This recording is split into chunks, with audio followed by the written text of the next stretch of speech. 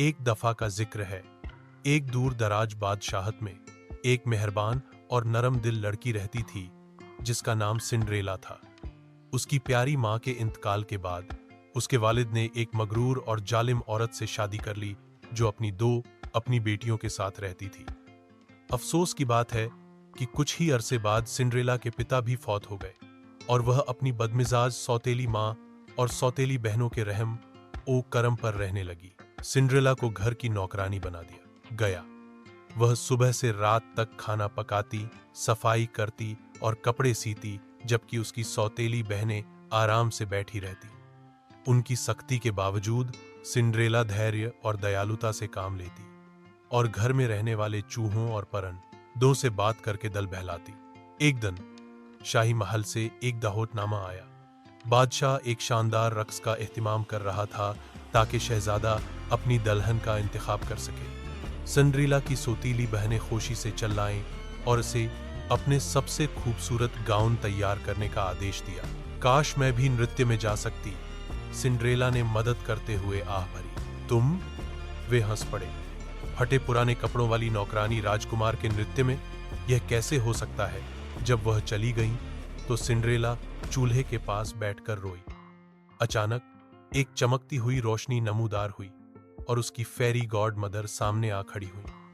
मत रो प्यारी, उन्होंने शफकत से कहा। तुम भी रकर्स में जाओगी।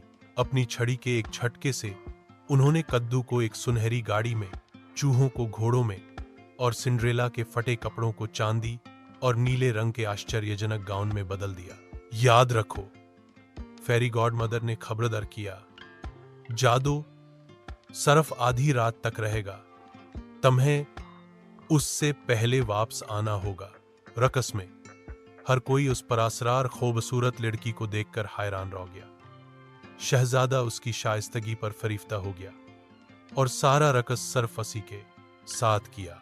सिंड्रेला ने इतनी खुशी महसूस की जितनी कभी नहीं की थी, लेकिन जब घड़ी ने 12 बजाने शुरू किए तो वह घबरा गई। खौफजदा होकर वह भागी और महल की सीढ़ियों पर उसका एक शीशे का जूता गिर गया। शहजादे ने पूरे राज्य में उस लड़की को ढूंढने का फैसला किया जिसका पैर यह जूता पूरा आए, लेकिन किसी लड़की का पैर इतना छोटा न था यहां तक कि वह सिंड्रेला के घर पहुंचा। उसकी सौतेली बहनों ने जबरदस्ती अपने पैर जमाने उसे ठूंसने की कोशिश की, लेकिन जूता फिट नहीं हुआ। फिर सिंड्रेला आगे बढ़ी। तुम? उसकी सौतेली मां ने ताना मारा, लेकिन राजकुमार ने जोर दिया। जब शीशे का जूता सिंड्रेला के पैर में बिल्कुल फिट हो गया तो राजकुमार को मालूम हो गया कि उसने अपनी सच्ची मोहब्बत पाली है। उनकी शादी हुई और सिंड्रेला ने अपनी सौतेली मां और बहनों को माफ कर दिया, यह साबित करते हुए कि नेकी और मेहरबानी हमेशा जीतती है। और इस तरह सिंड्रेला और शहजादा हमेशा खुश रहे।